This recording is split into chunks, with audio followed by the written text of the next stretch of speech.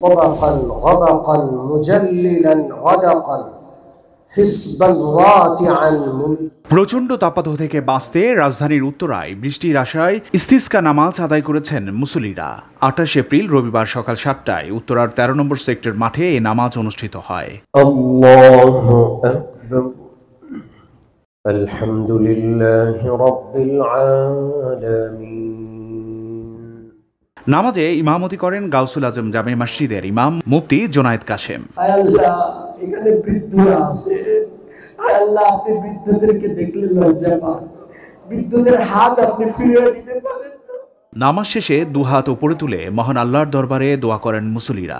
মোনাজাতে মুসল্লিরা নিজেদের পাপের জন্য ক্ষমা চেয়ে সর্বশক্তিমান আল্লাহর কাছে রহমতের বৃষ্টি কামনা করেন। আপনার হাবিবের উসিলা আমাদের দোয়া কবুল করে, আপনার হাবিবের উসিলা আমাদের দোয়া কবুল করে, সমস্ত নবীদের উসিলা। ভোরের পাতা, ঢাকা। আল্লাহ কোরআনের হাফেজদের উসিলায় দোয়া কবুল করে।